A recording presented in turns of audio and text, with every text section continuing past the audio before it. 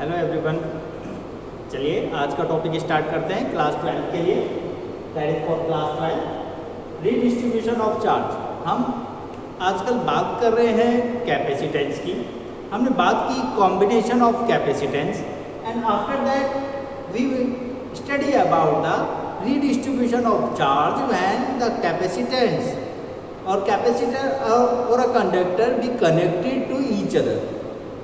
तो redistribution is that means एक conductor दूसरे कंडक्टर से कनेक्ट किया जाए तो उन दोनों के बीच में चार्ज डिस्ट्रीब्यूशन किस रेशियो में होगा या कितना चार्ज ट्रांसफर होगा। अभी तक हमने जो पढ़ा है, हमने ये पढ़ा है कि अगर दो कंडक्टर कोई दो चार्ज कंडक्टर को हम कनेक्ट करते हैं तो जो चार्जेस हैं वो दोनों पर ही इक्वली ट्रांसफर होंगे, या दैट इज मीन्स कि रीडिस्ट्रीब्यूशन के बाद दोनों कंडक्टर्स पर चार्ज बराबर होंगे। बट ऐसा नहीं है। एक टर्म्स है जो हम पढ़ रहे हैं आजकल, that was capacitance, capacity of holding the charge. किस कंडक्टर पर कितना चार्ज आएगा, it is depend on its capacitance. तो इसी ब्याह पे हम बात करते हैं रीडिस्ट्रीब्यूशन ऑफ चार्जेस की। Let for this consider two conductor A and the other conductor of B whose capacitance is C1 and that is capacitance is C2. The conductors are connected to each other. Let initial charge on the conductor A is Q1 and the on conductor B is Q2. जो हम बात कर रहे हैं ये दो conductor के लिए भी लागू होती है और सेम दो कैपेसिटर अगर एक दूसरे के साथ पैरेलल में कनेक्ट है तो भी यही कंडीशन लागू होती है। सपोज कीजिए वी हैव टू कैप और we can say that we have two capacitor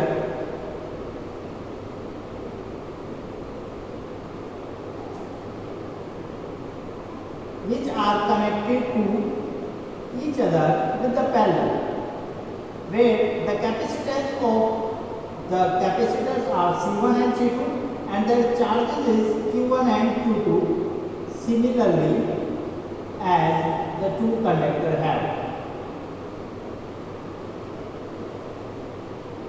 Clear? So now we have to calculate the amount of charge redistribution after their combination. तो बात करते हैं, let initial charge on two capacitor or conductor are Q1 and Q2, right?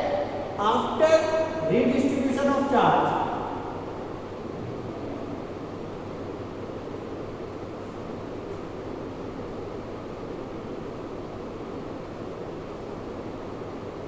after redistribution of charge, the charges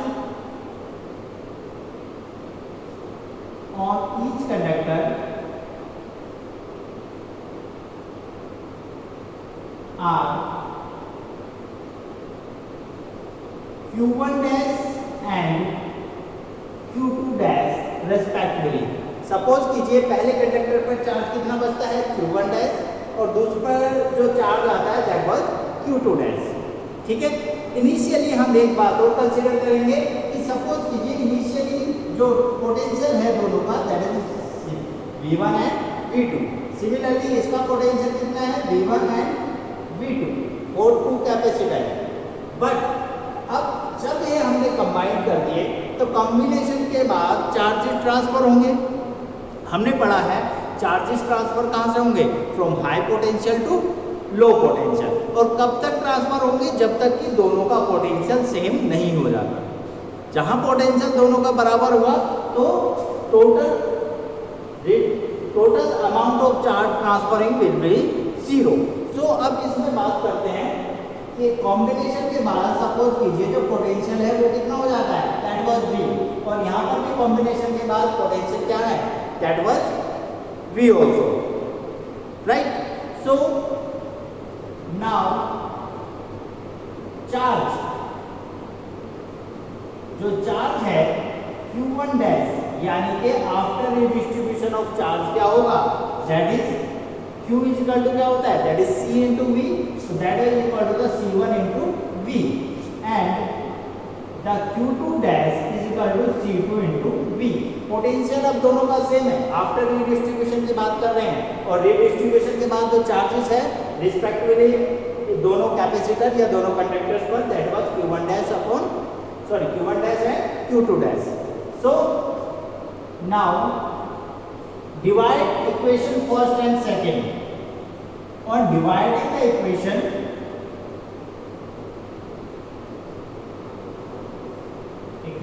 first and second, तो दोनों equation को divide करके देखते हैं, तो Q1 dash upon Q2 dash is equal to कितना होगा, C1V upon C2V। V से V कैंसिल, तो क्या आया, that is Q1 dash upon Q2 dash is equal to C1 upon C2। तो आफ्टर रिडिस्ट्रीब्यूशन जो चार्जेस का जो रेशियो होगा वो डिपेंड करेगा किस पर, it is depend on the ratio of their capacitance.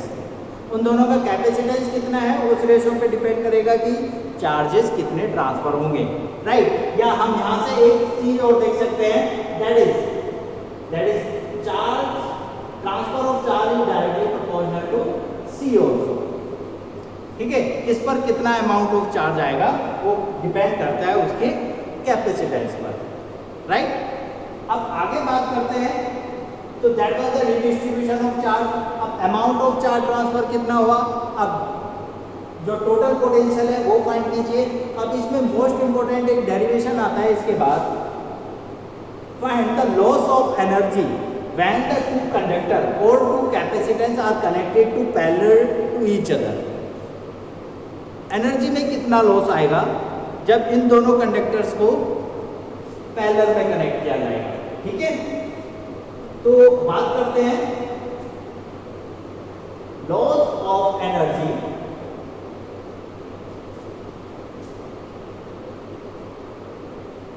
In parallel combination of capacitors. Energy में कितना लॉस आएगा, या बात करें loss of energy in redistribution of charge, ठीक है। तो लॉस ऑफ एनर्जी कैसे निकालेंगे, लॉस ऑफ एनर्जी फाइंड करने के लिए क्या करेंगे, इनिशियल एनर्जी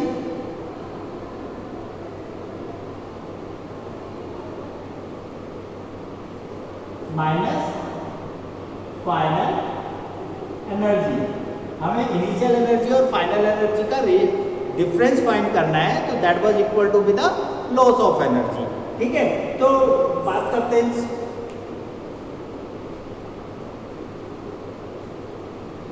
रब कर देते हैं अभी।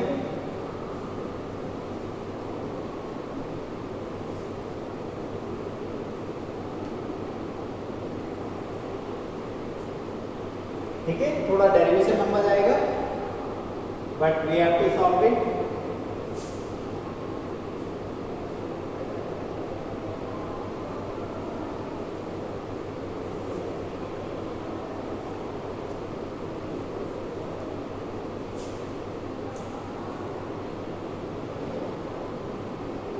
Loss of energy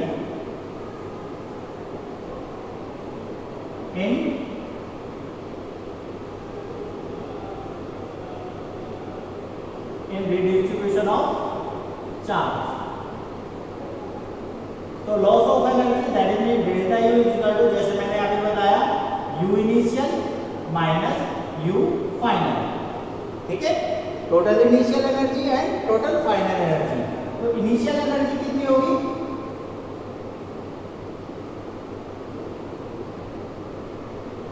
यानी कि इनिशियल एनर्जी का मतलब है कॉम्बिनेशन से पहले दोनों कैपेसिटेंस या दोनों कंडक्टर्स की एनर्जी का सम, तो U initial is equal to first conductor या फर्स्ट कैपेसिटेंस की energy that is half CV square यानी कि C1 V1 स्क्वायर और plus half into C2 into V2 square. तो ये आ गया आपका initial energy stored in the capacitors. Now total final energy, अब टोटल फाइनल एनर्जी कितनी होगी, U final is equal to कितना होगा, that is 1/2 half CV square, ये होता है फॉर्मूला। अब C that is total capacitance, अब दोनों कैपेसिटेंस एक दूसरे से पहले में कनेक्ट है तो टोटल कैपेसिटेंस कितना होगा, यहाँ नोट कर लेते हैं। Total capacitance into potential, total potential जो आफ्टर रिडिस्ट्रीब्यूशन जो पोटेंशियल है दैट वाज V, तो U final is equal to 1/2 into C1 plus C2, ये टोटल कैपेसिटेंस है, इनटू V। अब हमें V की वैल्यू फाइंड करनी है कि अब टोटल पोटेंशियल क्या होगा in terms of C1 V1 and Q1 also we can find out. So V is equal to क्या होता है, now we know that V is equal to क्या होता है, that is V is equal to Q upon C, Q यानी कि total charge upon total capacitance, total charge upon total capacitance. ठीक है, टोटल चार्ज कितना होगा, that is V is equal to Q1 plus Q2 और upon C1 plus C2। अब what is the value of Q1 and what is the value of Q2, क्योंकि हमें सिर्फ terms किसमें चाहिए, C1 और C2 में चाहिए, तो हम इसे ऐसे भी लिख सकते हैं V is equal to Q यानी कि that is means Q is equal to क्या होता है, Q is equal to CV, तो Q1 is equal to क्या होगा, C1 into V1 plus Q2 is equal to क्या होगा, that is C2 into V2 upon C1 plus C2। तो that was the value of V यानी कि total potential after redistribution of charge। Now put the value of V in U final, तो जो potential energy है, final potential energy आ जाती है 1/2 C1 plus C2 into V, यहाँ V square में था, that was V square that is means C1 plus C1 V1 plus C2 V2 square upon C1 plus C2 square, यहाँ C1 plus C2 square से ये cancel, तो final potential energy जो आती है that is equal to the 1/2 C1 V1 plus C2 V2 square upon C1 plus C2, right. Now अब loss of energy निकालिए। अब यहाँ से हमने इनिशियल एनर्जी फाइंड कर ली है, फाइनल एनर्जी हमने फाइंड कर ली है, अब हमें फाइंड करनी है क्या, loss of energy. Now loss of energy delta U is equal to U initial minus U final, that means delta U is equal to initial energy कितनी आएगी, that was half C1 V1 square plus half C2 V2 square, right, और minus U final that is 1/2 C1 V1 minus plus C2 V2 upon C1 plus C2। ठीक है, अब इन क्रम में से delta U is equal to, देखिए सब में 1/2 और C1 प्लस C2 हम कॉमन ले सकते हैं। ठीक है, कैसे करेंगे, पहले 1/2 कॉमन ले लीजिए, तो ये आ जाता है C1 V1 square plus C2 V2 square and minus C1 V1 plus C2 V2 upon C1 plus C2। Clear,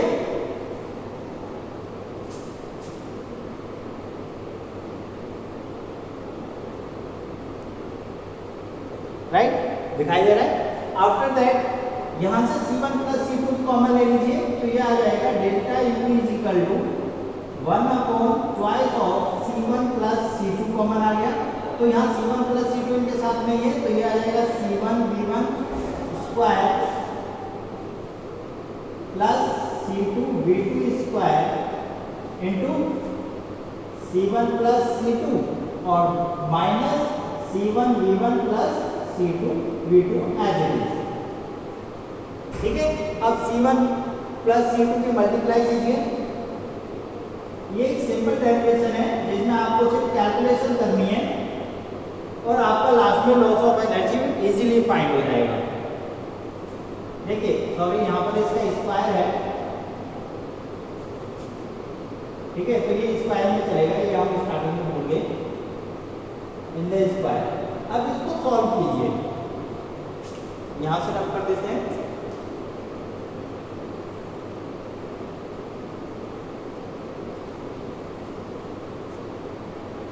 right, तो delta U is equal to, multiply कीजिए इसमें C1 की पहले इस पूरे ब्रैकेट में, देन C2 की इस पूरे ब्रैकेट में, तो क्या आएगा, delta U is equal to C1 square V1 square plus C1 C2 into V2 square plus